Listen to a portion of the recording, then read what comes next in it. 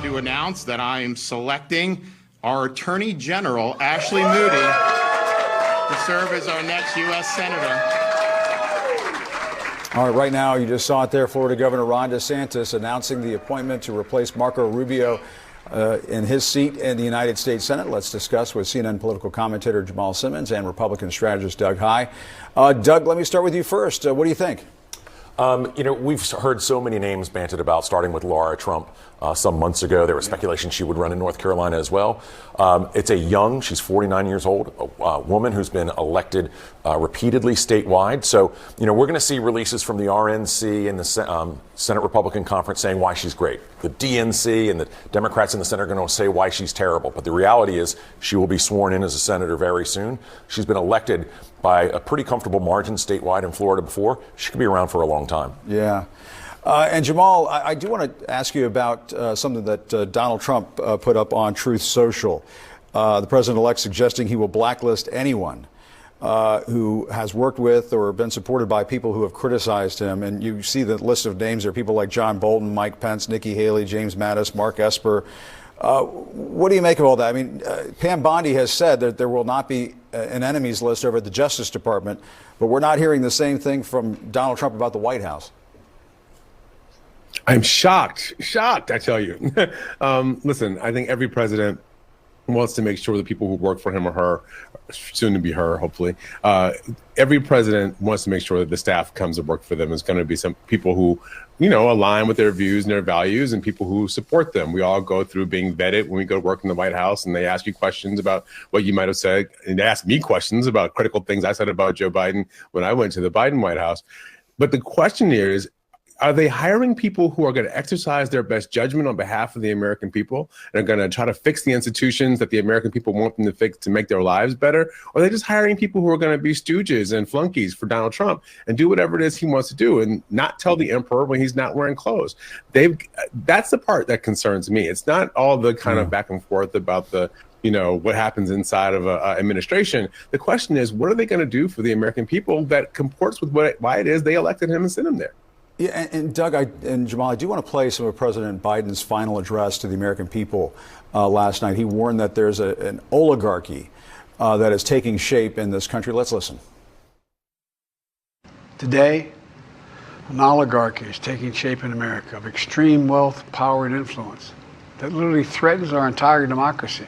I'm equally concerned about the potential rise of a tech industrial complex that could pose real dangers for our country as well. Americans are being buried under an avalanche of misinformation and disinformation, enabling the abuse of power. Doug, what do you think? I asked Tim Kaine about this earlier on in the program. He said it echoes what Dwight Eisenhower said about a military industrial complex when he was leaving the White House. In politics, you can say anything blank industrial complex and you've identified an enemy, and you can sort of build from there. There are real concerns about what's happening in social media, in legacy media, as a lot of that is falling apart. We see so many departures at the Washington Post and people moving into sort of new media spaces.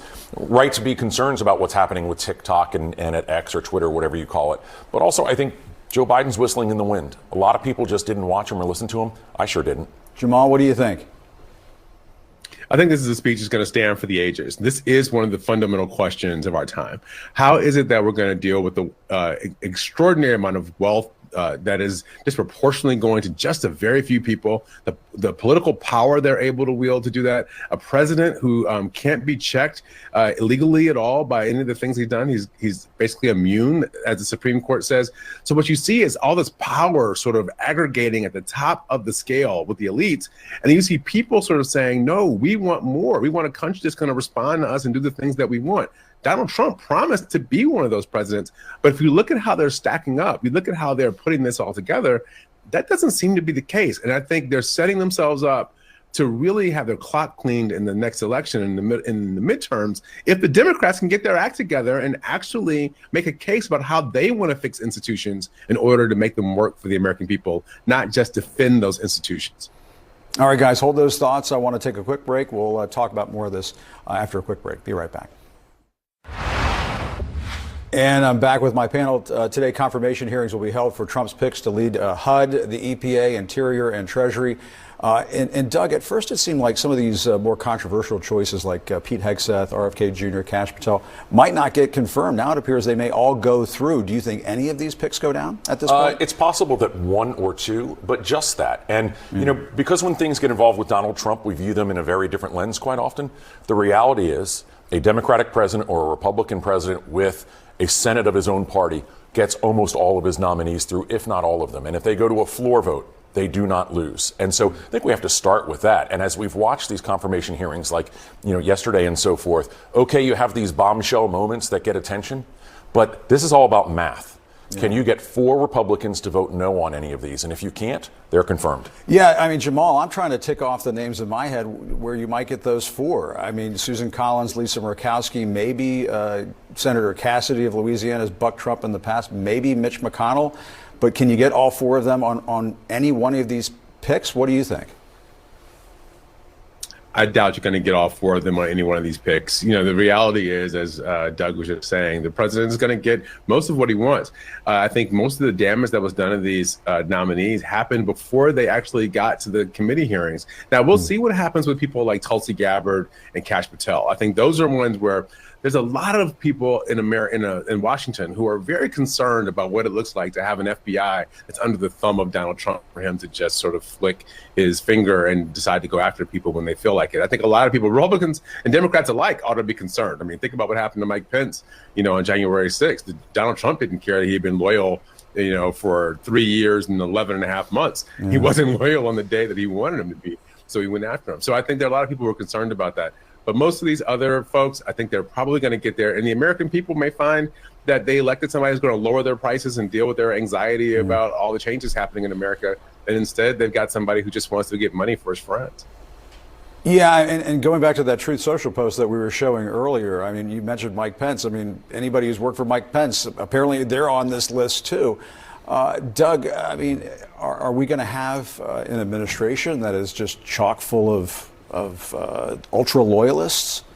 How do you run a government that way? Don't you need to have expertise? Don't you need to have the career civil servants who've been there, done that, know what they're talking about? Yeah, so I'm a Catholic, which means I believe in converts. Yeah. And in politics is usually about addition, not subtraction. So sure, if you were somebody who was working on the January 6th committee for Liz Cheney, you're probably not really high in line to get a job in the administration. That sort of makes sense.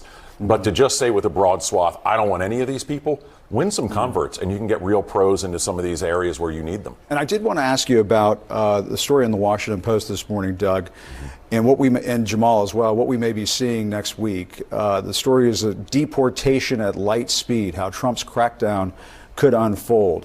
Doug, it doesn't sound to me like the American people have really come to grips with what we may see next week. You have Trump advisors talking about this being shock and awe next week.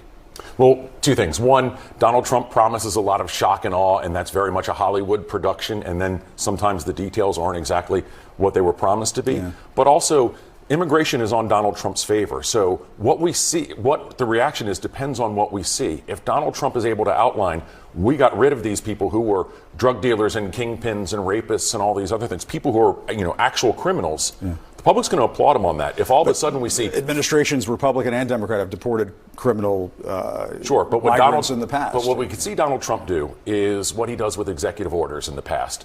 He would sign it regardless of what it said. He would hold it up and say, "Look what I just did." And if he says these drug kingpins are gone, the public will support him. Jamal, what do you think? If we start to see families, well, I think they go after that's a different mixed issue. Status families. If you see families with U.S. citizens, if we're talking about light speed deportation, that's how the Washington Post is describing it.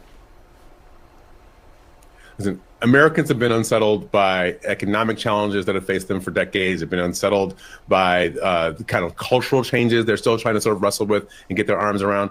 But you know what the American people are not? They're not cruel. And I think we saw that the last time when we had those things about kids who were being separated from families and people who were like living with Mylar blankets and what looked like cages.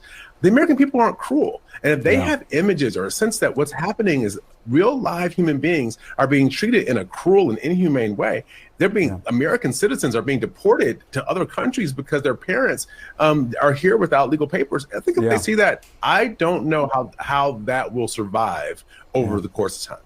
All right, we'll be And Jim, watching. I agree with Jamal. Yeah, the reaction yeah. will depend on what we actually see. Yeah, absolutely. All right, guys, thank you so much. We appreciate it. We have more news coming.